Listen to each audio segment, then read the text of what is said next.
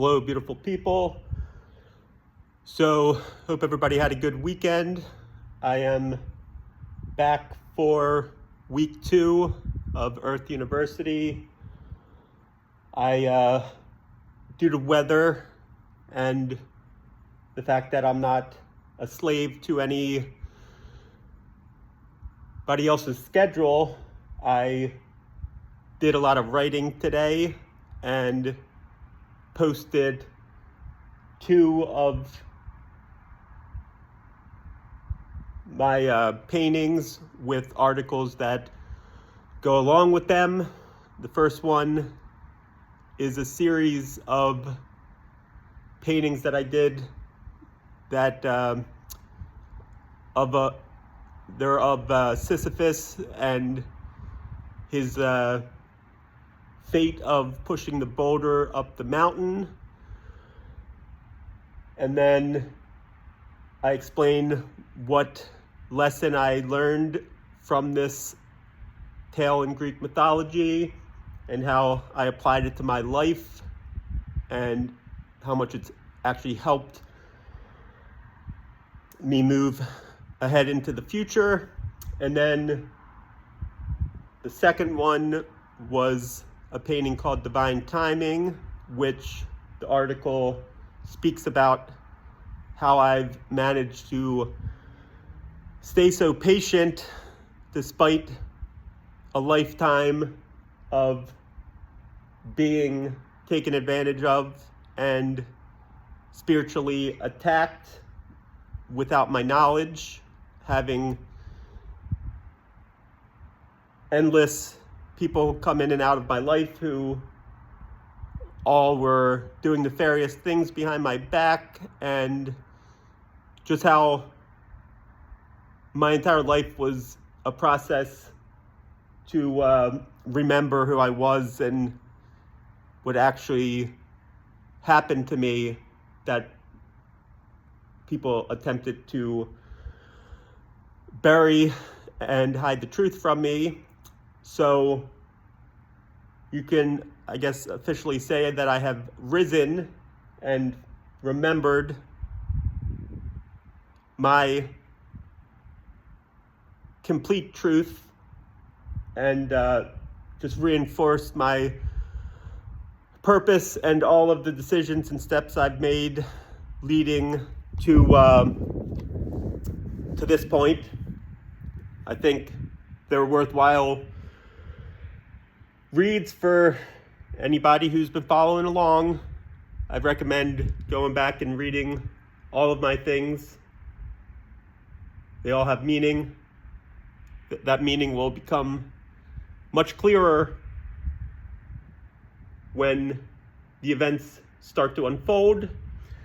But until then, I am going to continue to teach like I had promised. Last week I talked about a lot of the historical figures who had similar messages of transformation and death, rebirth, and healing. And then I had mentioned today that I was going to start the week of speaking of figures and events in time that I guess were the other side of the coin that impeded not only progress, but they started chain reactions that led to years and years of suffering and additional events, all from one starting point that I think often gets overlooked at the importance of going back in time and looking at what actually was the catalyst for certain things. Things don't tend to just happen out of nowhere. There has to be some driving force to these things. So I'm going to take a different look at people who have had their story written one way and how that might not be altogether fair in certain cases, and then that some of the people who we might look at in a positive light may have played more of an active role in leading to the bad. They're celebrated for good things, but some of the choices and decisions they were making were driven by intentions and motivations that put them in the problem to begin with, that ultimately they become heroes for solving. But it's almost like, how can we really applaud somebody if they were a factor in causing the problem to begin with? So, like always, I don't approach things like other people do, so hopefully it will trigger some thinking amongst you guys. But before I get into that, I talked briefly on Friday and Saturday about time and timelines, and have been playing with the idea of the infinite space in the 5D and how time works here. Just the questioning reality as we know it. I had spoken about the Mandela Effect, and I presented a theory about what I believed was going on. And once again, I was just going on instinct of how I felt that what made sense to me. But I later came across, like I always do, something that allowed me to dive deeper and give a little bit more context to what the phenomenon actually is, and have a few more details that might help people wrap their brain around it. So, for any of you guys who were around for Y2K, I remember exactly where I was, what I was doing. I was playing beer pong at a high school friend of mine's.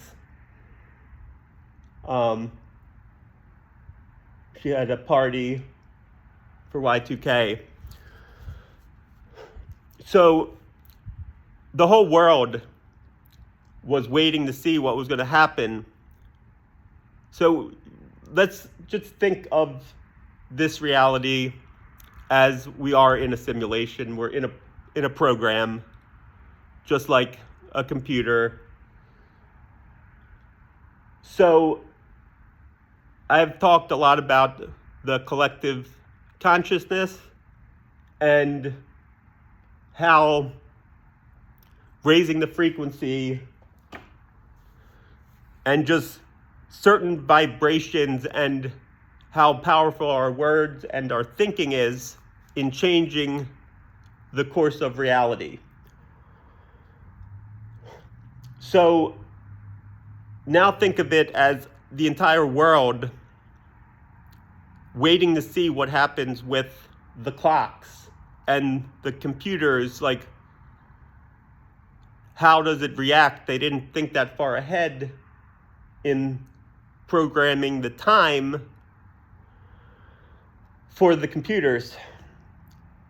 Well, it turns out, as we remember it, that everything went smoothly. Nothing ended up happening. But that was a point in time where the entire world was focused on this one thing happening. All the energy was being focused on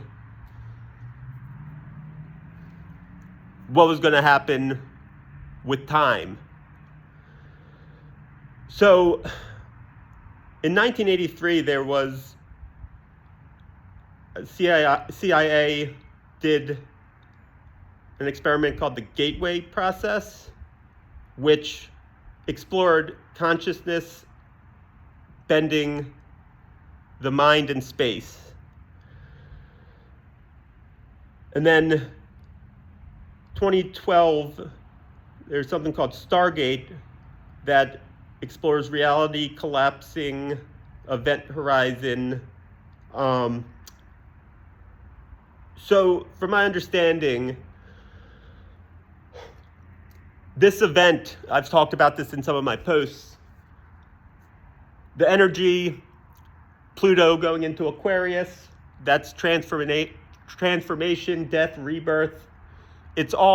Everything is pushing to this age of clarity where we're supposed to heal and go back into an enlightenment period. So, in order to do that,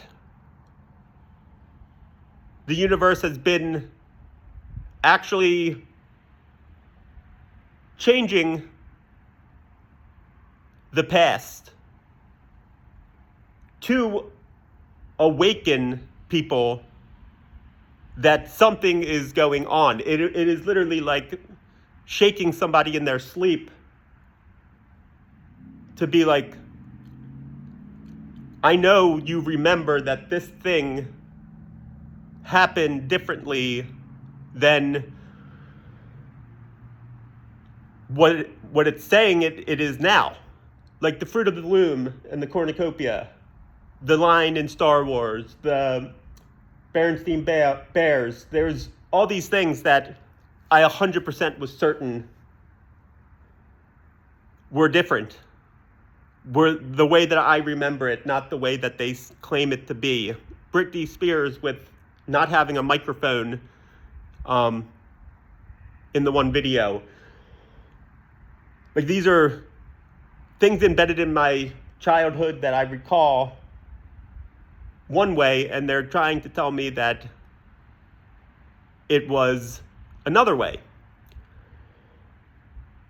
So it had the desired effect on me because I went down the rabbit hole and I started to learn about the Mandela Effect and learn about other things. And as I did that, that was part of my spiritual awakening journey, is beginning to question everything that I thought that I knew. So it's basically like reality, the past changes, but we remember the fragments are left in our subconscious. We're remembering them as if they were like echoes of the past. But in the current timeline, they existed a different way. So it's literally reality collapsing on itself to change the past. But there's a past that exists on a different timeline in our subconscious, in the collective unconscious, that is the echoes of the past, the fragments of the past. It's called retrocausality. It's reality rearranging itself and recalibrates. It's like time, reality bends and folds to reshape itself.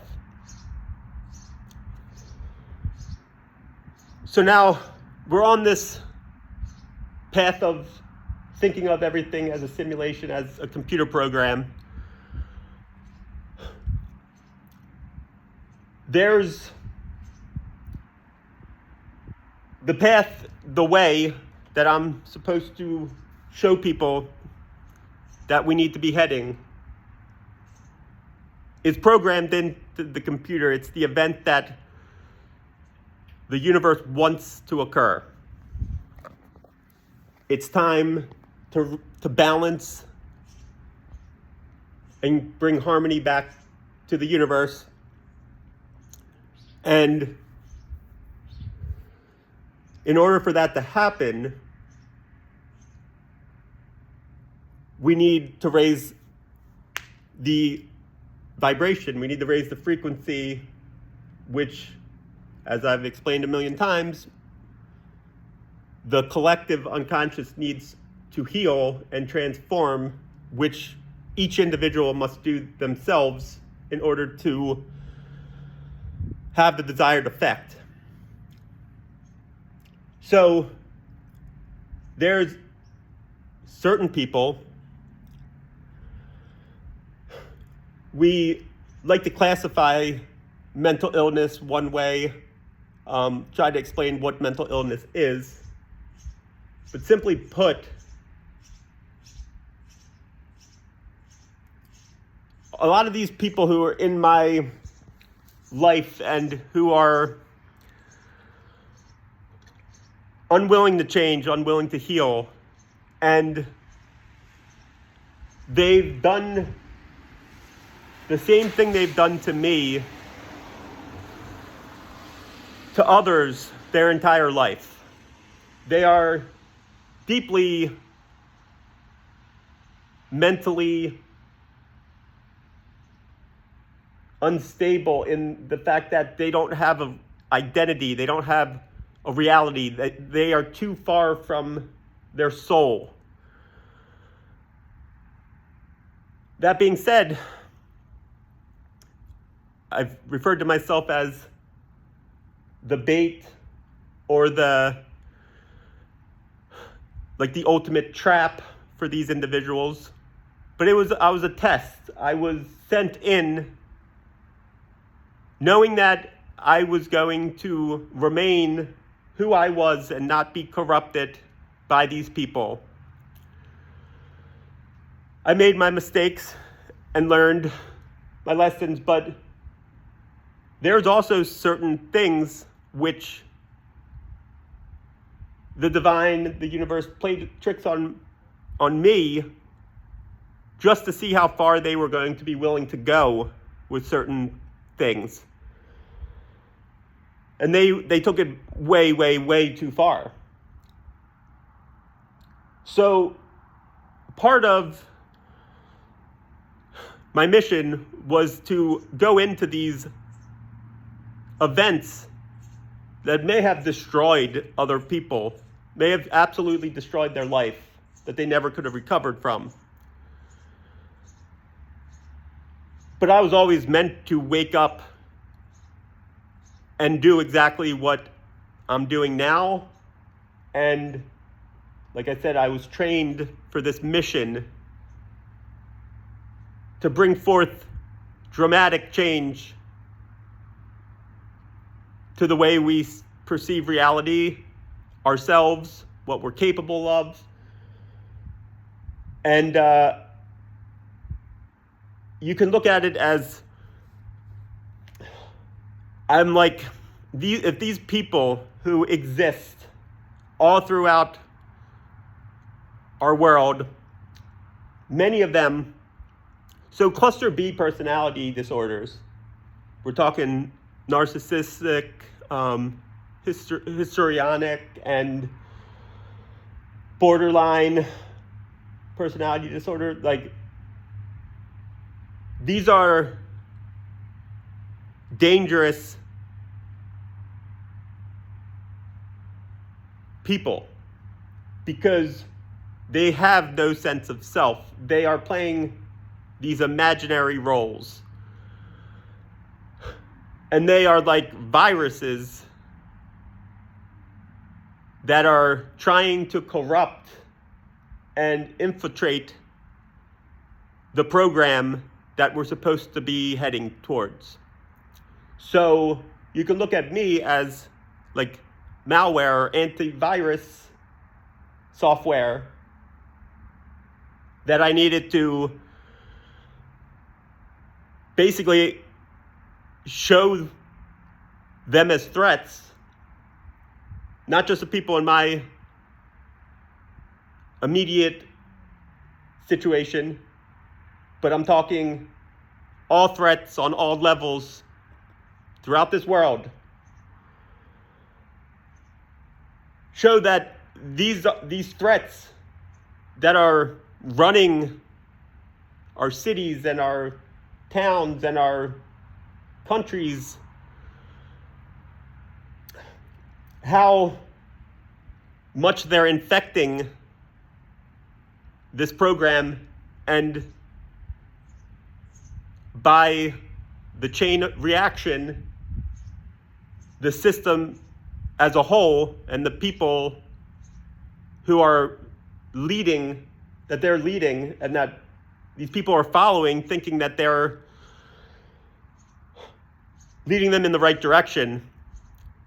But the truth is that these people are always going to be self-indulgent, looking out for self.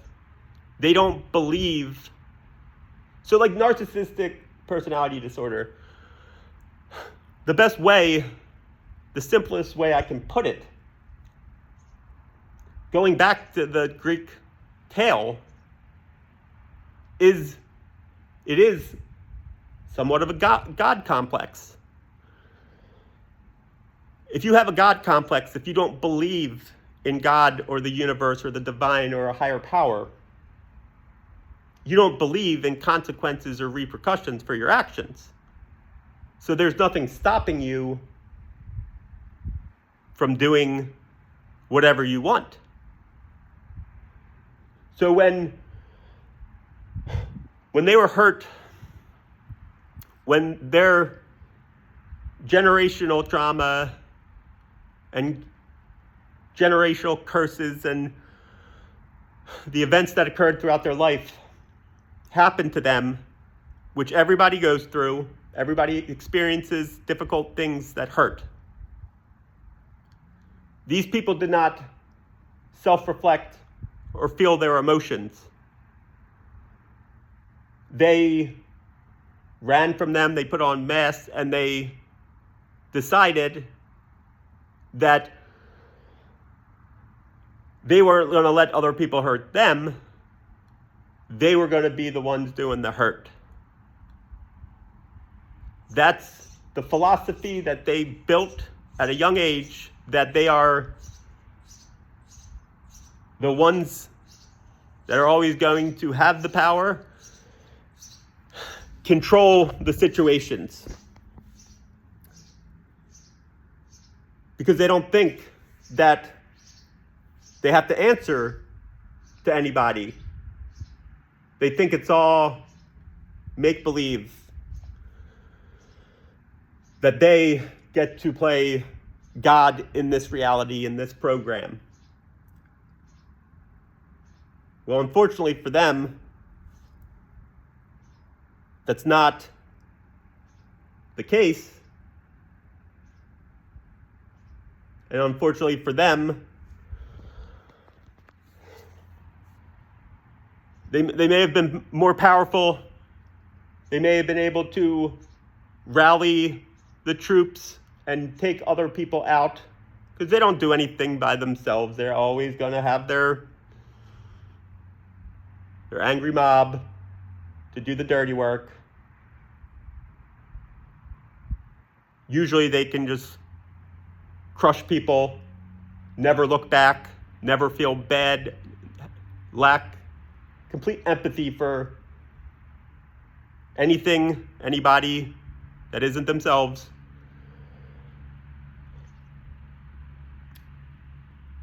They just happen to prey on the one guy who, doesn't matter how many of them there are, the program, the universe, wants something a certain way. They found me worthy for a reason and gave me the gifts that I have for me to use, not for anybody else to use. And as a young child, I was basically poked and prodded and had people performing their black magic voodoo rituals to basically never allow me to accomplish what I was meant to accomplish, the whole reason that I'm here.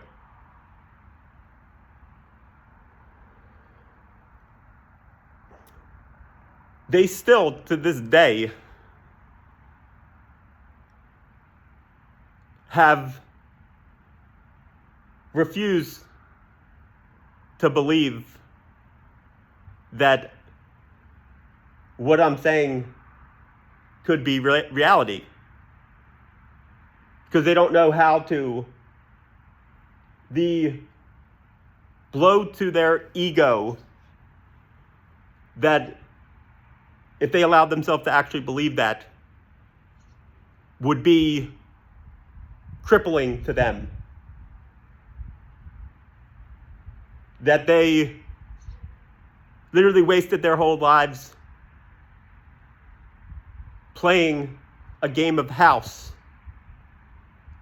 the board game of life, being the big bad bullies, taking what they want, thinking that nobody was ever going to put them in a corner. So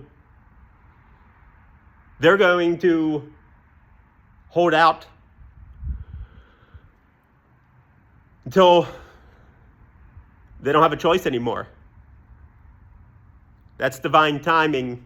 That's why I've been so patient, because it's ultimately going to happen, and I know that. So, yeah, I wanted to get that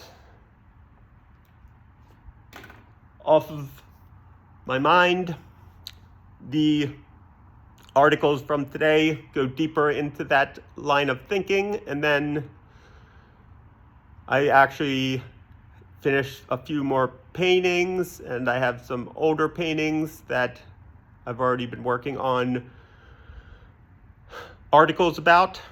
So things are not going to slow down, they're only going to ramp up. The time is rapidly approaching. So I talked about the people who have these cluster B personality disorders. There's a lot of people who, don't. But they have blockages, and they've allowed themselves to be manipulated and corrupted by these leaders, these people who, they're all about control and power. So it only logically makes sense that they're all over the place when we're talking about bosses and people running the country and corporations and any organization. Just like the universe and the bigger design, the programming of the universe, these people have their own agenda and their own program and conditioning that they have been running, that they want us to be corrupted by. But that way of operating, that way of gaining a position of power, and how we define success and abundance and money. So Pluto in Aquarius, it's going to be in there for 19 years. So I had mentioned the other day that I thought it was going to be possibly 50 years, but no, I think it's 19 years that it will be in this energy. So really we have like a 20-year window where we get to correct the course and bring balance and harmony back, basically ensuring the program, the universe can operate for the next 500 to 600 years. If we fail that mission,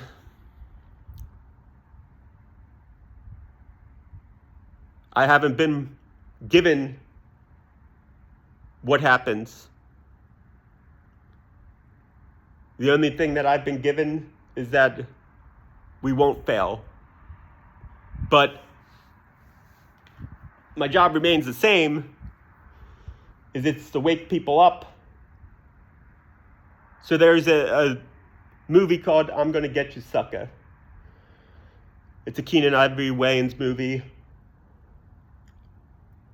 So there's like this guy named Mr. Big, and he has his goons who are like harassing this guy and his family.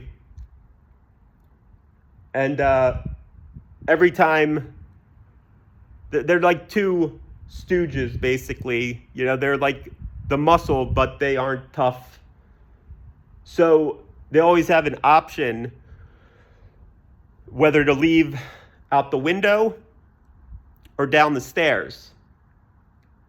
So, you know, out the window, they go through the glass and fall however many stories. That's how these people are going to go out. They're not going to willingly submit or surrender. They're up on the, you know, I'll use the high horse again, but they're at positions of power high up in society. And they're going to try to hold on to that power. So they're going out the window. They're taking a big fall. Now, the other option is the stairs, which is the people who willingly understand that what I'm saying is true and that we need to heal, transform, death, rebirth, start living a spiritual existence the way the universe intends, the way, if you look throughout history, it's part of the cycle. It comes and goes. It's the rebalancing. It's the ridding of the viruses. It's the reset. That's part of the program. So taking the stairs means you basically fall down the stairs. You like roll down them. That symbolizes doing the work that it takes to change your ways and to self-reflect and to improve. It's going to be a bumpy ride. It's not something that's going to feel good at times, but it's a lot better option than going through a glass window and dropping several stories onto pavement, which, if you resist and don't want to make a change, you're basically saying you're in opposition to the higher forces. So they're gonna remove you how they see fit. I'm not trying to scare people or instill fear, because there's nothing to be afraid of. It's an absolute gift and a blessing when you actually start to untap your natural potential. I don't know what your mission or your purpose is, or what gifts you might unlock or find when you heal. But these things that I've had flashes of my entire life, that I like knew that I had certain things that I was really good at, but they came and went. I couldn't fully hold on to them. All of those have skyrocketed. Like the abilities that I have just heightened across the board. And that sense of peace and fulfillment and energy all came back to me, and that thirst for life and to learn more, it makes everything worth something. So, you might have to take a spill down a flight of stairs, but like, it's not for nothing. There's something good waiting for you at the bottom. So, as always, I don't ask anybody to believe me or beg anybody to make a certain choice. I believe that we all have the right to know the truth and not have somebody else tell you what choice we have to make, but encourage to give us the information and let us make the decision. So, simply put, that's what I do.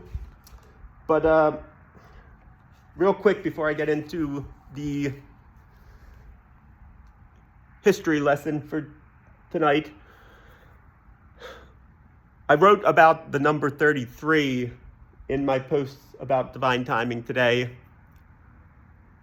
I want to just share another number with you guys. I guess this is a little bit of a numerology lesson. I have already woven parts of astrology in and out of the story. I'm starting to do the same with numerology, and there's plenty of other belief systems and religions that I've focused primarily on Egyptian and Greek so far, but as I continue, there will be plenty of other ones, as well as other ancient civilizations that some of them we believe to be myth, but truly actually were real places, and I'll explain to you what they believed.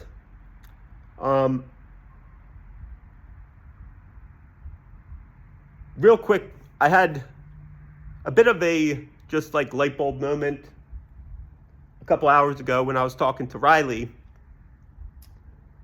Me and Riley, if you've noticed paintings that I shared from Dad-Daughter Designs,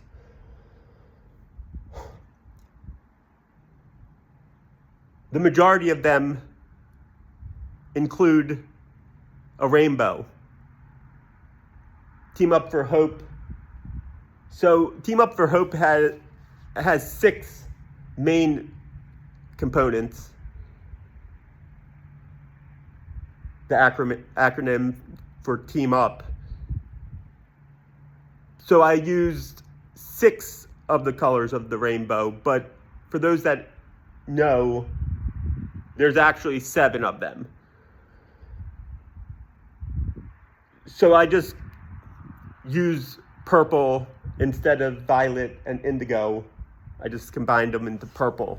But regardless, Dad-Daughter Designs, rainbow's a huge theme. We're always doing rainbow stuff. I didn't really know why we were so attracted to rainbows, and it kept coming back to rainbows. But today it hit me. I was showing Riley some new art that I was working on. One of them has like the 6 colors of the rainbow. And she was singing a song about colors and like how each color represents a mood. So I read a book about the 7 chakras and how there's the 7 colors of the rainbow that are associated with each of the 7 chakras. I never pieced it together until, I guess, that very moment that that's a sign from the universe that exists in nature after storms, when it rains, when the sun comes out. That's basically like a symbol for hope, but it's also a subliminal message that if you heal and you heal the 7 chakras and release like the Kundalini energy, that's the key. That's the purpose. So this thing that we've known about our whole life that exists has been basically like subliminal messaging trying to lead the way to the true meaning behind it all. And that type of aha moments, when you become tuned in and vibrating at this level, I have those all day long with things that I never assigned any significance to. But now, looking at it from this higher perspective,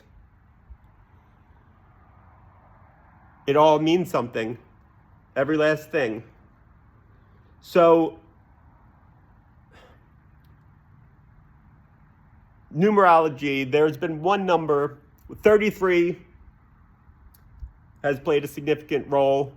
Personally, like, I see it all the time.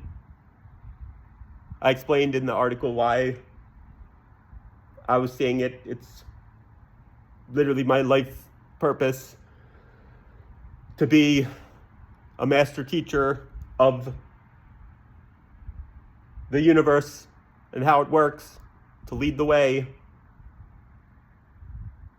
So they wanted to show it to me every chance that they got so that I would eventually understand it. But another number, that's an angel number that maybe a little over a year ago, year and a half ago, I recognized had significance. It wasn't the same as 33, which I was seeing on the clocks all the time and just everywhere. This one took a little bit more detective work before I figured it out. But it's number 27. So let me first tell you what it represents. It's a sign of positive change, guidance, and need to embrace your spiritual path. So number 27, in reference to relationships, reminds you of the importance of balance and harmony in your relationships. So that's basically saying all of your relationships, for me, they were always one-sided.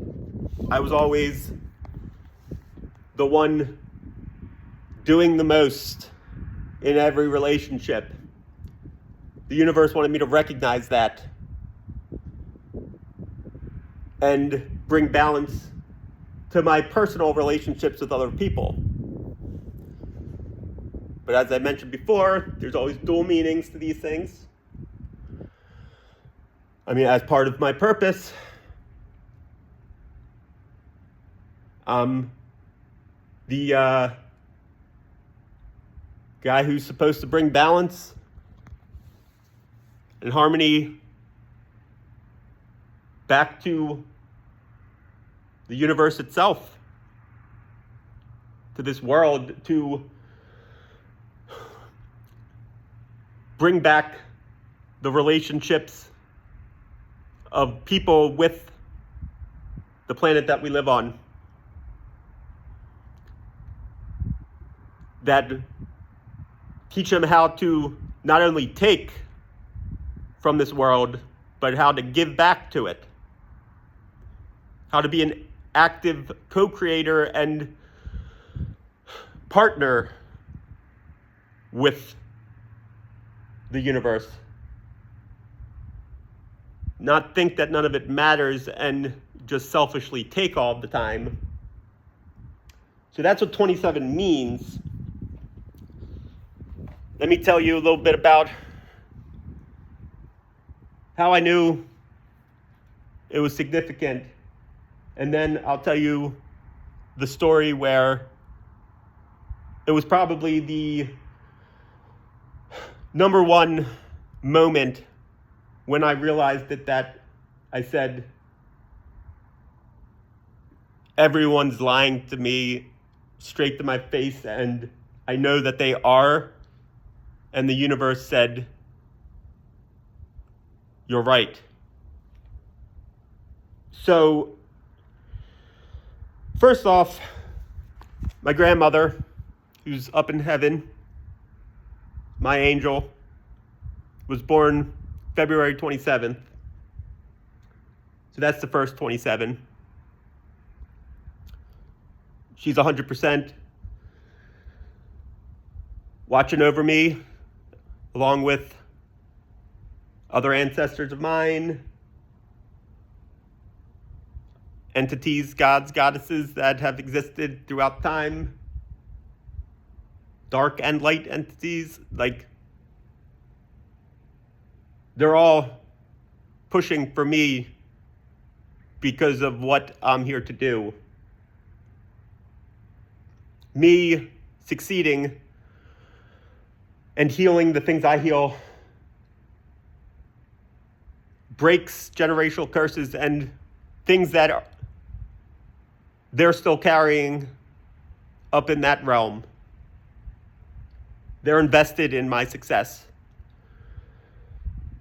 I've talked about my grandmother being, while on Earth, the only person that, I have my daughter now, but before my daughter, my grandmother was the only person I felt ever truly saw me and was there to protect me. So, very significant that she, that 27 represents the date that her birthday was on. But then it also, January 27th, was Sarah's birthday. So that was a warning to me that she couldn't be trusted. March 27th is my mother-in-law's birthday. That was a sign to me that she couldn't be trusted. Just happened to get the idea for Team Up for Hope May 27th, 2023, which ends up being really the defining moment where I trusted the divine and ran with this idea and just really started ramping up this journey that I've been on. I had been on it already but that was like hyper boost, you know? And then there was another sign I had written about Incubus and how me and Sarah shared mutual interest in that band. And then I defined what Incubus is and how that applies. And regardless, Incubus was playing in Philly on August 27th. And I had been talking to Sarah about, like, why don't we come up here and go to that show, before I realized the significance and how at some point that all this 27 stuff, I would notice it and then start to realize what it meant.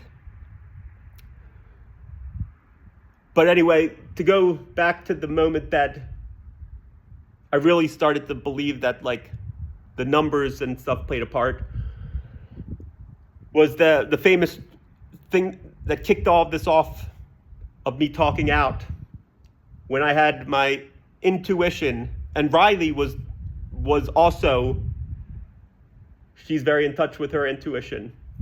She didn't want to go with my father-in-law and my ex-wife. Well, really my father-in-law, but it turned into that whole incident where they tried to arrest me. And, you know, people would be like, how do you just know that they were going to try to set me up that day? How did I know they were going to plant drugs in my apartment, or they wanted to separate me from Riley and set me up? Well, I had already basically left the Sarah situation. I had just separated from the other people who were supposed to help me with Team Up for Hope. I stopped giving information to all of these people because I had already figured out that they were all teamed up and coming after me. So when Riley said she didn't want to go, it was immediate. Like, okay, she doesn't want to go, there's a reason, I'm not going to let her go. And I talk about being able to read people and how they react to certain things. The reaction of being told no, I knew immediately. And then everything that happened before the cops came, it was clearly off. The cop who originally came was clearly off to me. Nothing felt right. My intuition was screaming at me that none of this was right. But as everyone does, they're going to make you try to feel like you're crazy. What do I base any of this on? You can't just go on a hunch or intuition. So after them attempting to arrest me for 2 hours for no reason whatsoever, which is bizarre in its own right, me and Riley get in the car, go to the birthday party that she was so excited for, that was the whole reason she didn't want to go in the first place. She said, like, she was excited, she wanted to spend the morning with me, and then she was excited to go to the birthday party with me because it was an arts and crafts thing. Obviously, me and her do a lot of art together. That's totally Riley's right to make that decision. It was my weekend with her. So me supporting her in that, that's the end of the discussion. There's no other story. I don't care about your plan that you made with a 5-year-old to go see the Easter Bunny. She's not obligated to do something that she didn't want to do for whatever the reason is. She was very adamant about not wanting to do it. It's not normal behavior to try to rip a 5-year-old out of somebody's hands and then throw a tantrum like a 5-year-old, saying that it's all that child's fault. I know this to be true. I know that's not normal behavior. The cop asked me, what is normal behavior? I said, not that. None of that was normal behavior. Everybody was acting shady and off. I don't care what anybody says. I know it to be true.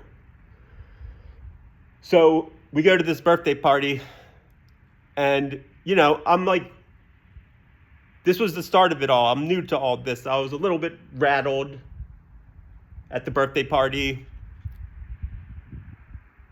But on the ride back, we're driving down the road. Just happened to see the sign. We were on Route 27. It was my intuition. It was my angels, or, I'm assuming it was my angels telling me, you're absolutely right. Don't let anybody tell you otherwise. When we pay attention, if we're doing the right things, if we're on the right path, they will always let you know. So, a lot of my stories, I'm trying to share all of these coincidences to prove that none of them were actual coincidences. Everything is connected. It all matters. Everything in your life had meaning and purpose and was sent to you for a reason.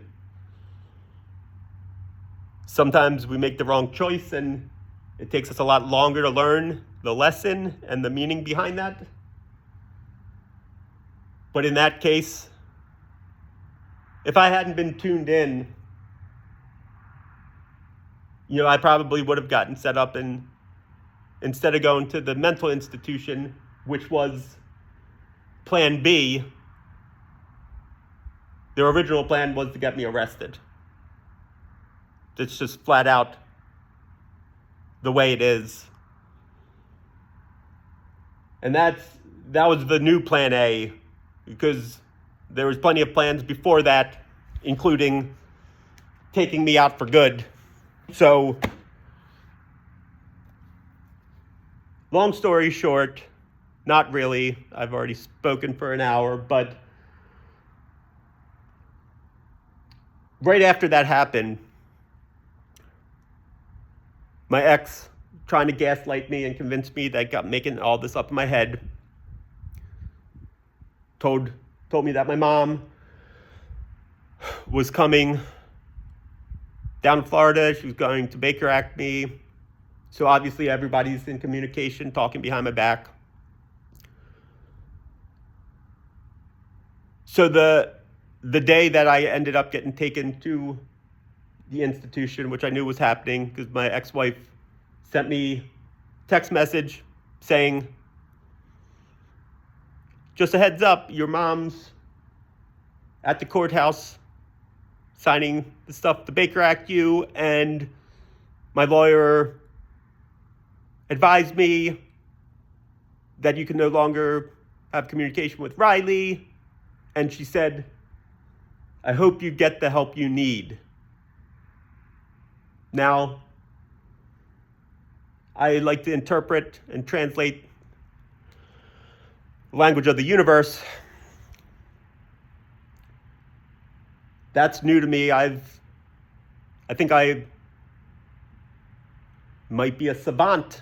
I'm pretty good at it, but I haven't had a lot of experience with it. I'm still learning every day when it comes to that. But I certainly am an expert when it comes to interpreting the language and the meaning behind it when my ex-wife says certain things. And yeah, that basically means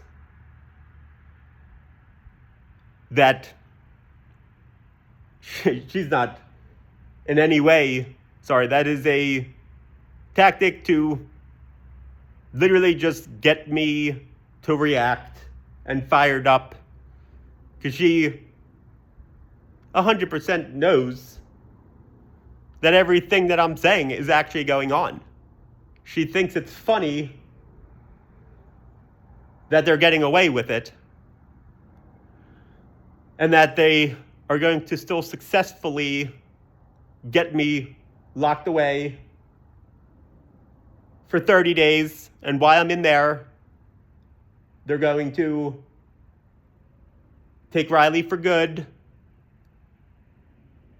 They're going to put me on drugs, and then they'll be able to have control over me, and I'll have to beg and plead for every inch when it comes to my daughter and my relationship with her. I hope you get the help you need. It's basically just her way of giving me the middle finger and laughing that she thinks that she's winning this competition that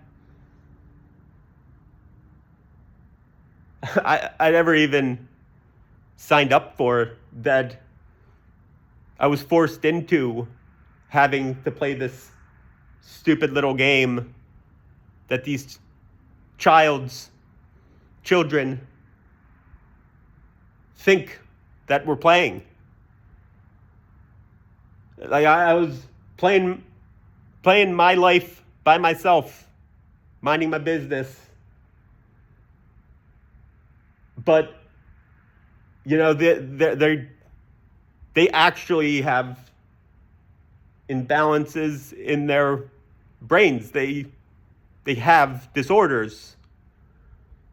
So I'll deliver the same message to her and her group that she so sarcastically and probably had a good laugh about it. I truly, sincerely, from the bottom of my heart, hope that all of you get the help that you actually need, and actually get to discover who you are, and not have to feel the need to dominate and destroy other people's lives just to feel something in your own. I hope you one day realize that power, control, and money isn't what it's about.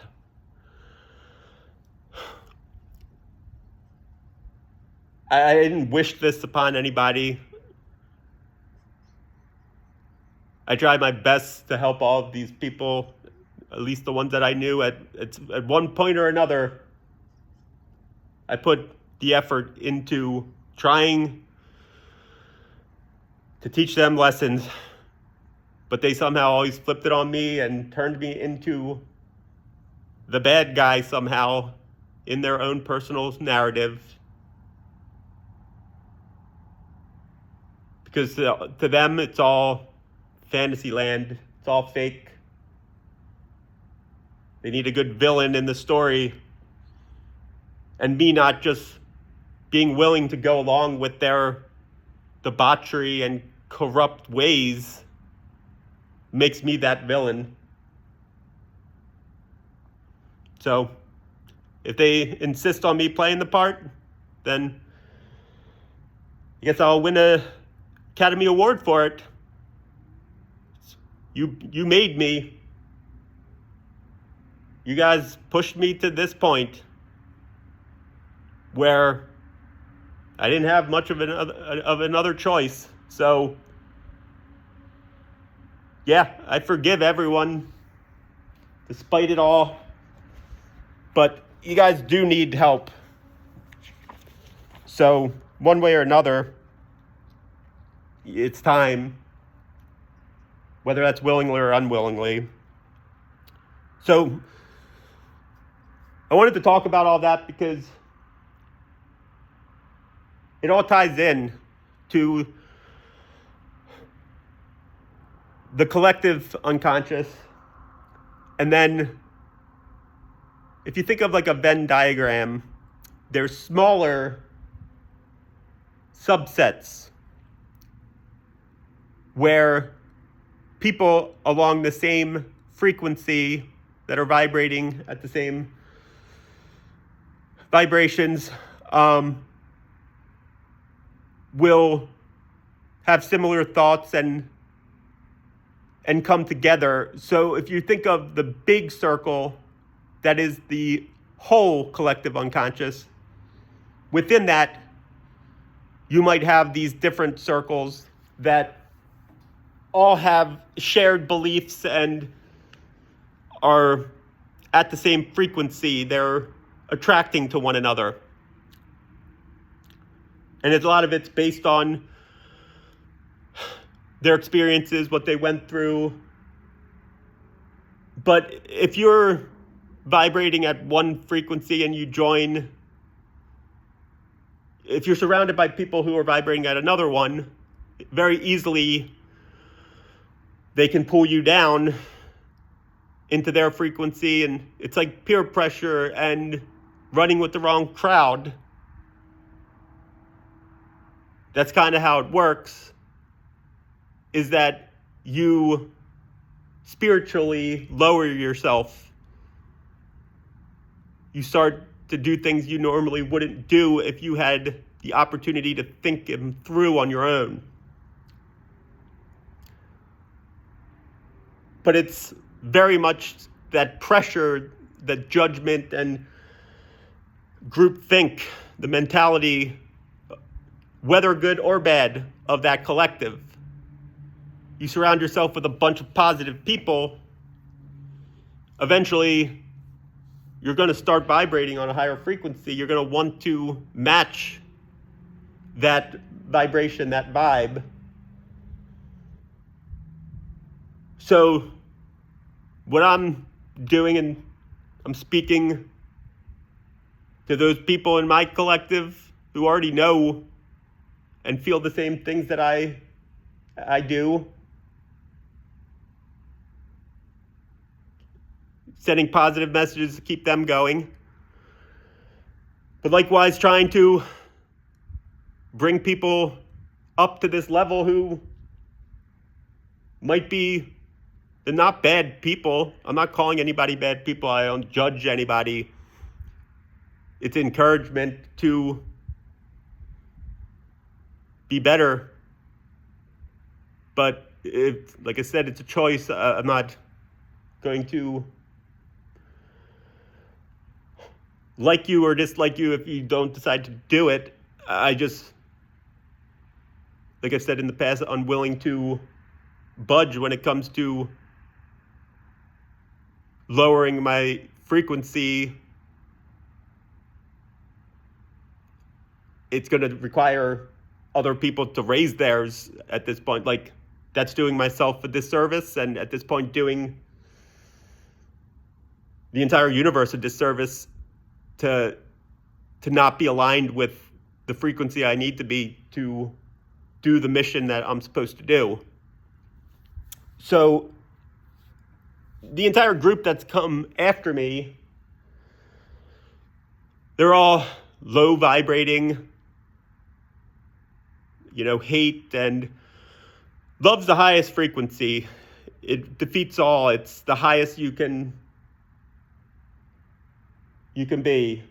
It's the most powerful. These people operate from hate, so they need the groups and to all collectively come together. But they're very dangerous when they come together. It's like inception of these beliefs, these very horrible thoughts get planted into the subconscious of whatever the size of the collective is, the group that's involved. And it often leads to horrific things. It's the mentality of, certain cults and groups that do these crazy things that on their own these people would have never done. But you get into the collective, you stop the independent thinking, these things happen. So I wanted to tie that into the smaller collective that was the country of Germany after World War I, leading to World War II. So I read another Eric Larson book called In the Garden of Beasts. So this, similar to Devil in a White City, it is a historical book that kind of goes back and forth between different places, or there's like duality and things like that are the themes of the book. But it goes from Germany in the months the months leading up to things really escalating before World War II, and it goes to FDR and the United States. Then it goes to Churchill and England.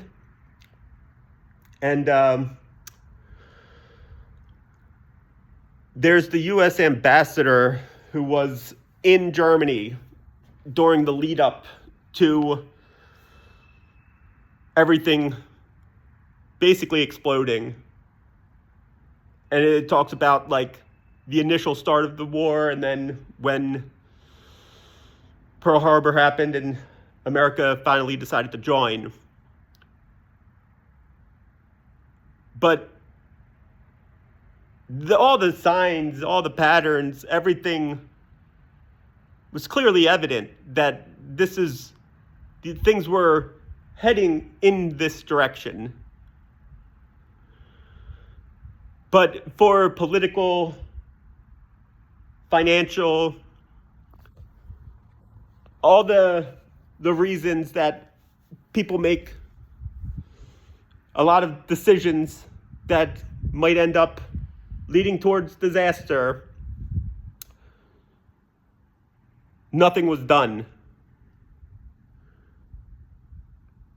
It just, they thought that Hitler was just bluffing, but the guy who was in Germany, the ambassador who was there, his family was there too. His family, actually, his daughter was actually in the social scene with Nazis and stuff, and going out with them, and a very interesting book. But regardless, he was clearly saying, and England knew it as well, Churchill was more proactively trying to prevent it, but it was so clear to this ambassador that this was going to lead and to somewhere that was very bad. things could have been done differently, but it was ignored. We all know where it led. I've talked in the past about how it didn't really matter if you went in a time machine and killed Hitler as a baby. That's like a theory that people have, like, oh, would you do it? Like, that's a hypothetical, like, would you murder if you knew it was Hitler? Like, my theory is that it wouldn't have made a difference if you killed Hitler. It wasn't the actions of one man who caused World War II. He happened to be the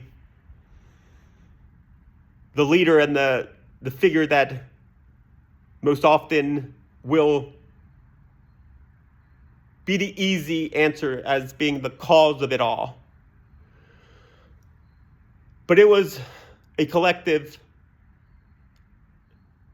unconscious, that there was enough people who felt the same way as Hitler towards the Jewish people and towards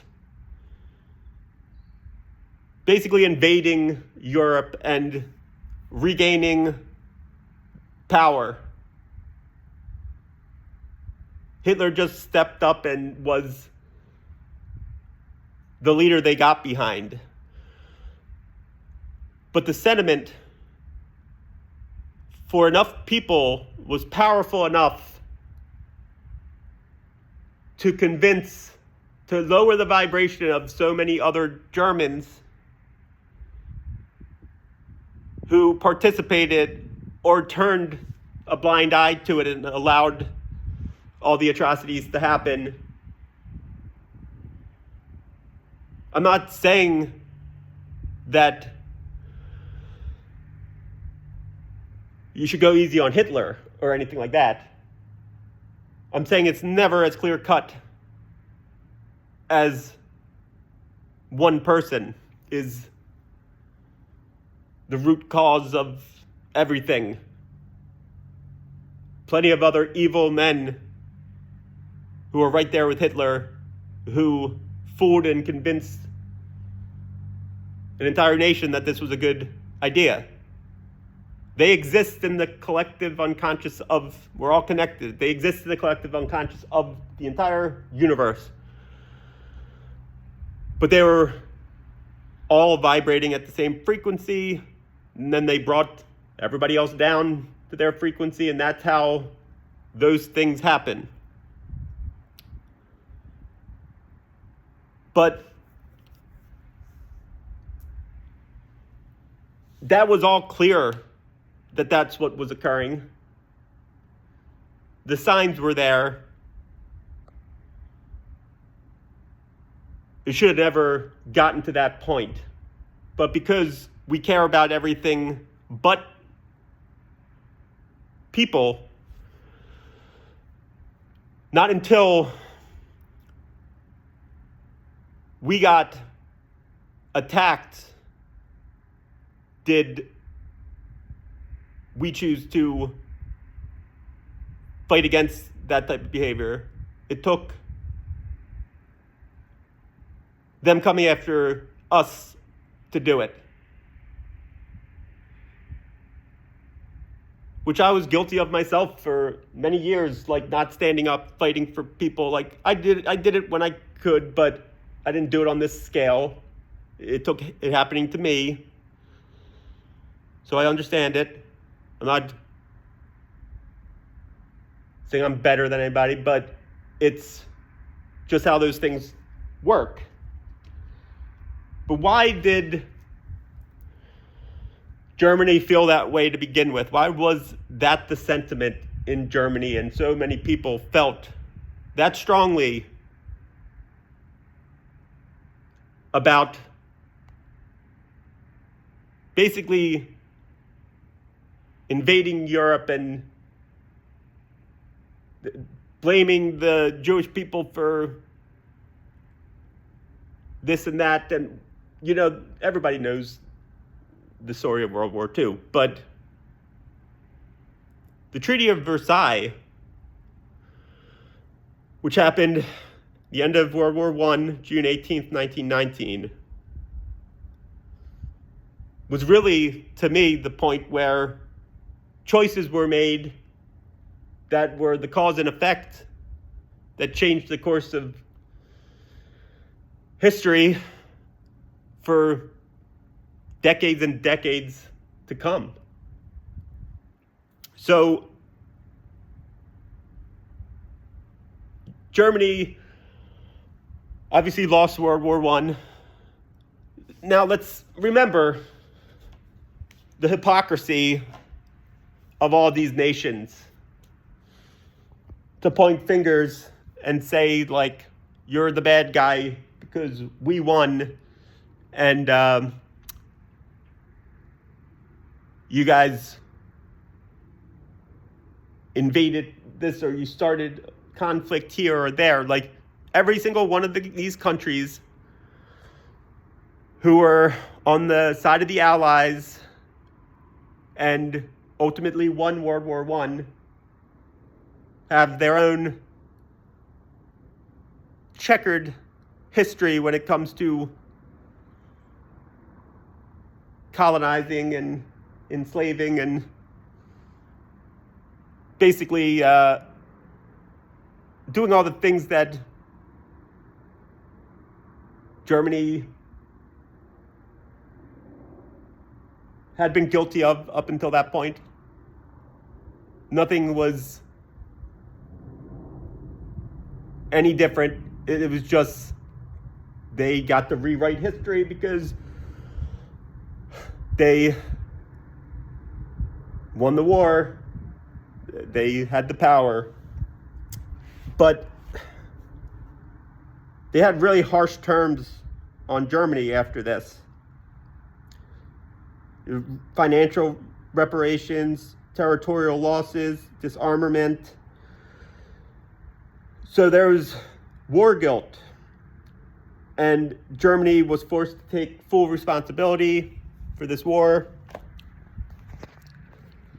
So there was a tremendous amount of resentment. They had to pay like $33 billion, as I think the equivalent to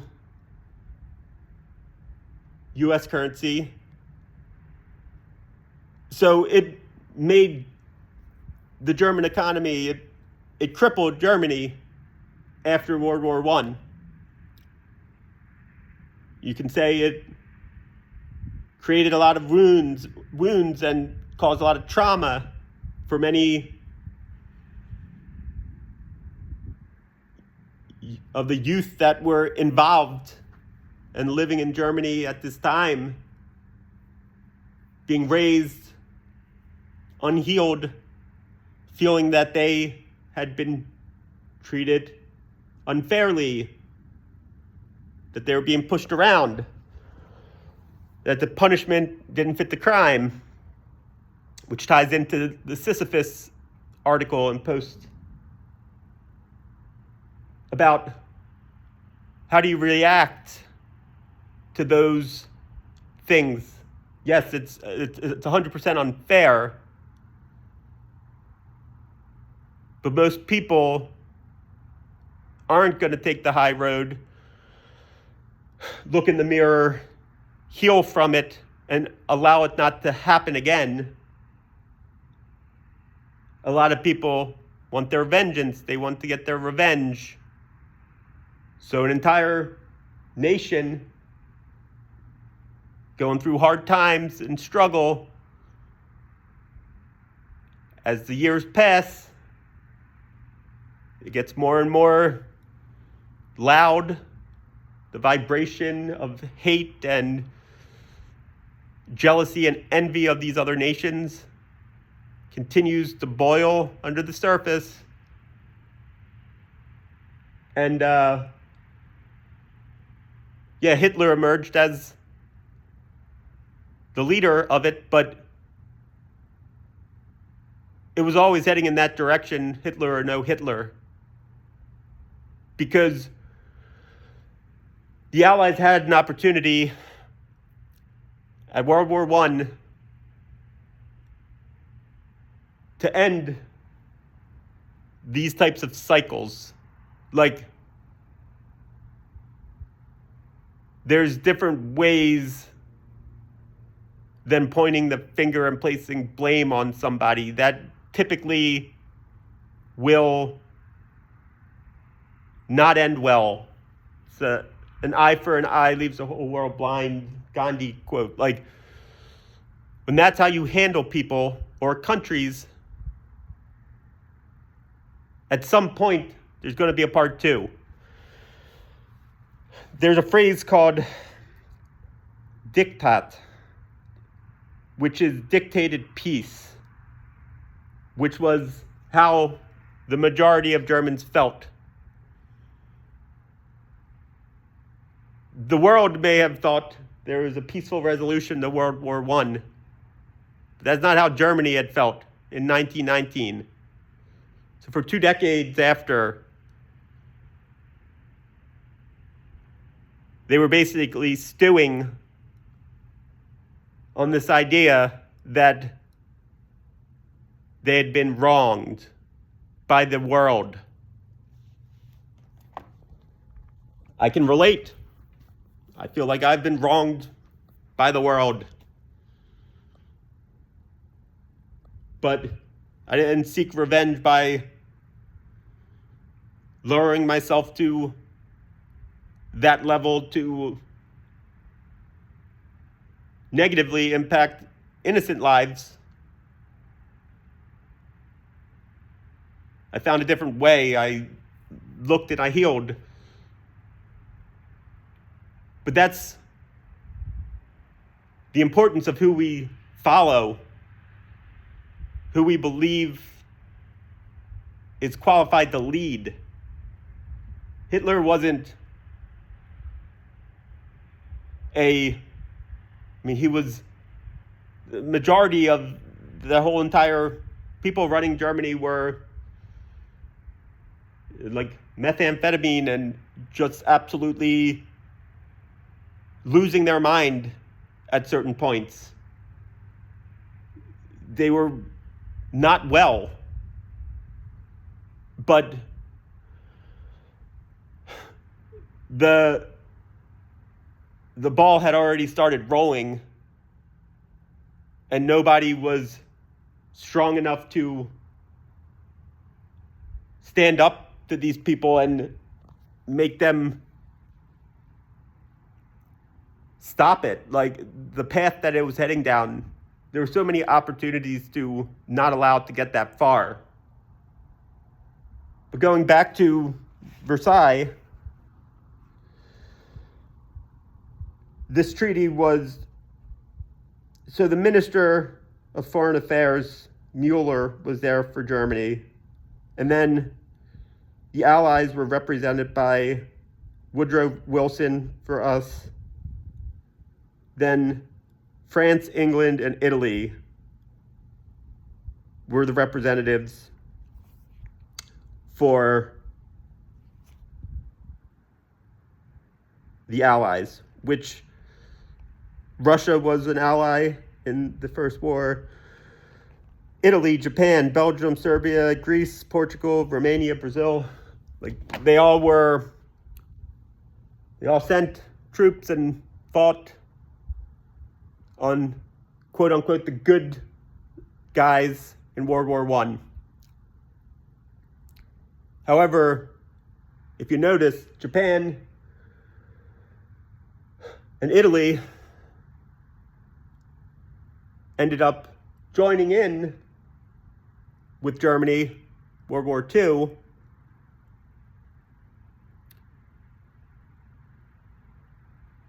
and fighting against United States, Russia, France, England.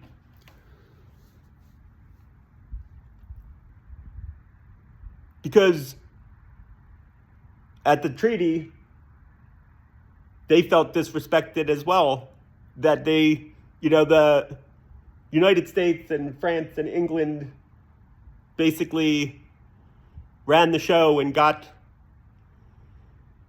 all the credit and got everything. So all these other countries also started resenting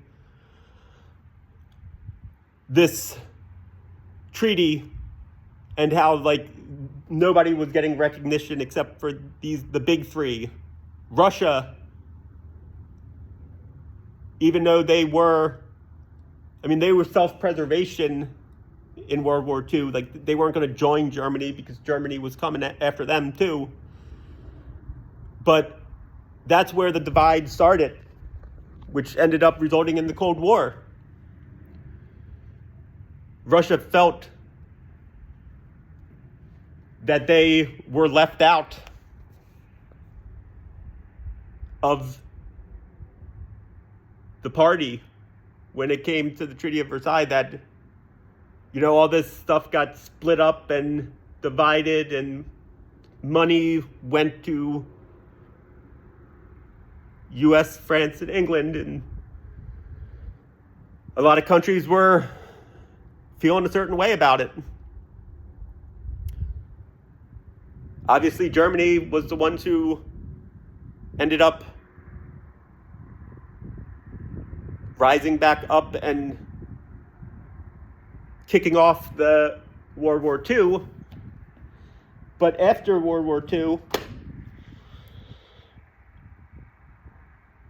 we have that leading into the Cold War. So you could say the Cold War started back in 1919 with Russia feeling like they got big timed, which led to Operation Paperclip and Russia and United States after World War II just stealing German scientists, Werner von Braun, and all the guys who were involved in the space program and, who worked for the Nazis and other Nazis that weren't scientists who they deemed could help in this now war against Russia, who they needed to paint as a direct threat.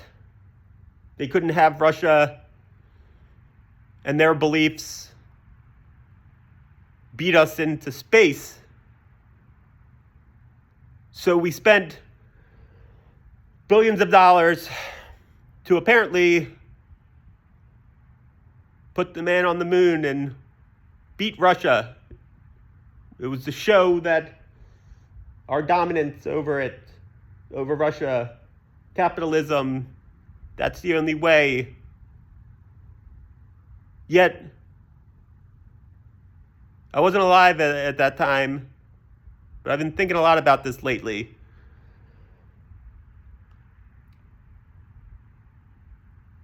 I can't definitively tell you if we sent men to the moon or not. My gut tells me it was all a big hoax, just so that we could act like we were superior to Russia and that we got there first. So all of the people can celebrate and chant USA. That's what it feels like to me, but I wasn't around. But what I find odd is what happened to all the capabilities and technology and the billions of dollars that went into the space race. What did we actually have to show for that type of spending? What did we actually get out of it or learn? It was just appeared to me that it was just an event that distracted people for years. All of the space missions they claimed were happening up in the sky. Maybe not. But ultimately, it all feels like theater, like a big show, that all this money was spent on. Yet, here we are, 50 years later, without the capabilities or anything to show as far as our own space program. Like, NASA was like, they're not doing the same stuff that they used to. The money isn't going to them. Elon, private sector, is the one trying to figure out how to get back there. Like, I'm sorry, am I missing something? Are we not supposed to progress over 50 years? What am I missing that this technology or all those resources that show how we did it? I'm not a scientist. I don't know these things. If I'm wrong, I would love somebody that has an answer for me to give me a good one, because I haven't heard anybody give me a good answer. How does 50 years pass and we're supposed to advance in all of this technology that we have? Like, our lifetime, it's been rapid from the point of, I remember when I was able to send the first text on a cell phone. Like, I had a Motorola beeper. Like, all this advancement, like a Commodore computer in the early 80s was like enormous and stuff. Like, and we're saying in 1969 that we had the technology and the know-how to get men up to walk on the moon. But it appears to me that, I don't know, am I wrong? Like, that they can't do it right now. So was it all just a show? But even the bigger question is, does it even really matter? Like, what was the whole purpose behind it all? Was it just to say that we got there first and that was worth billions of dollars of spending that could have gone to do so many other things to help people who were barely getting by? But what they wanted to feed the people is that, look, we're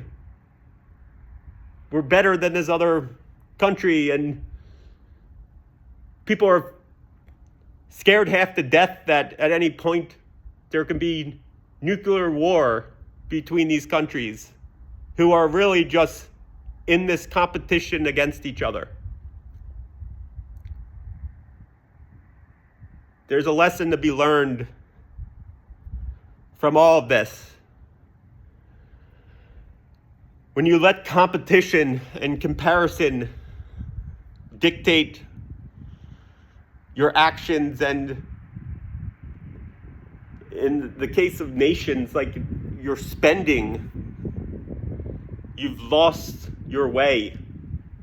You're getting off the track. It's not the way that you're supposed to operate. Like,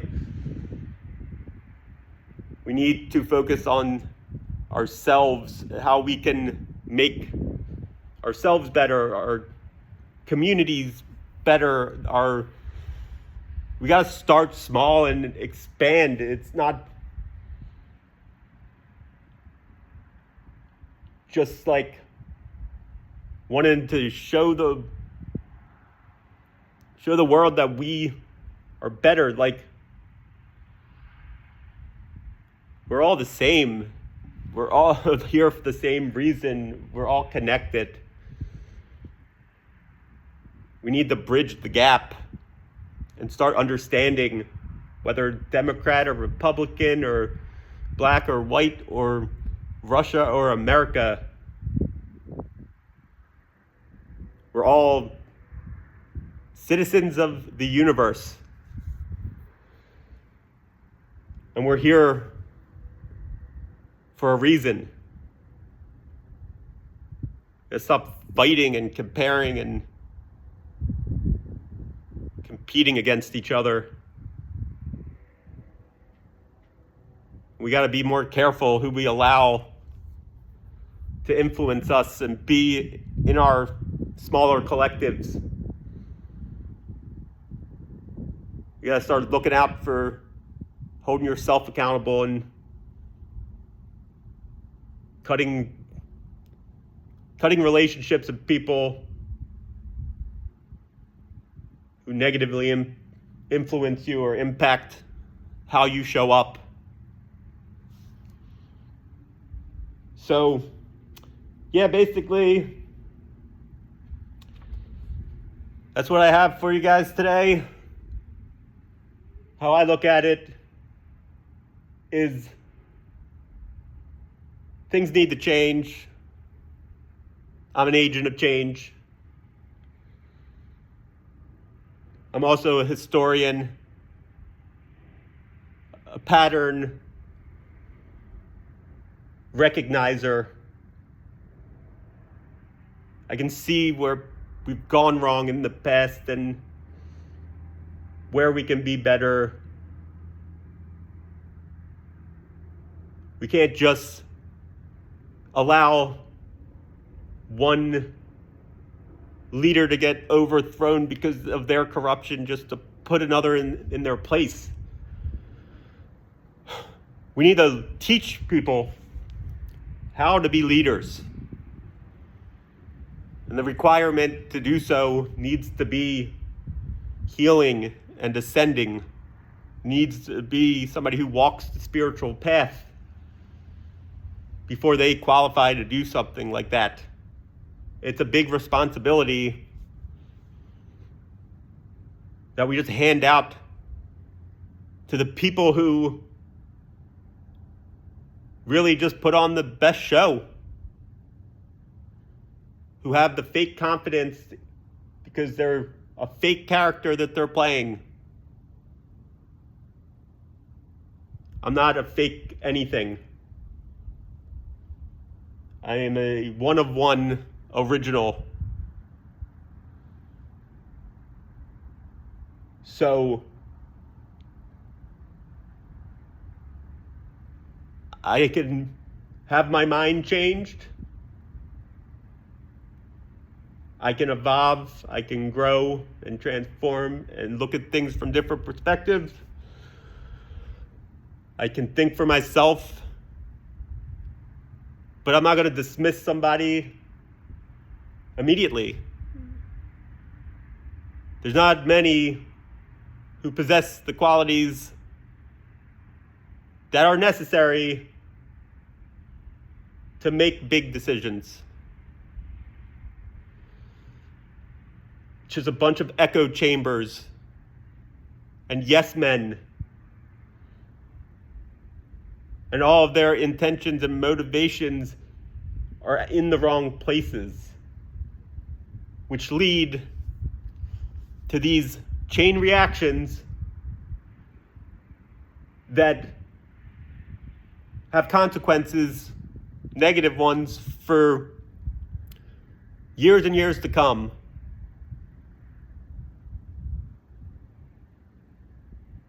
So it's time we make better choices. It's time we be more aware and selective of who we look up to and just celebrate and think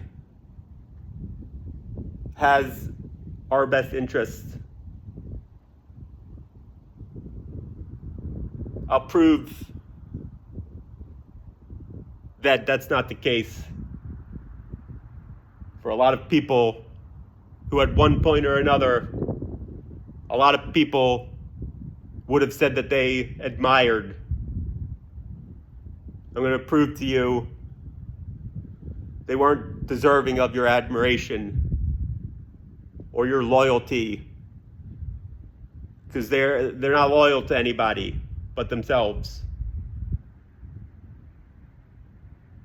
They run off of getting that admiration. That's a dangerous game, because they will do anything to get it. So, anyway, I'll see you guys tomorrow. Got a lot of good stuff I plan on posting. But anyway, love you all. Hope everybody has a good night.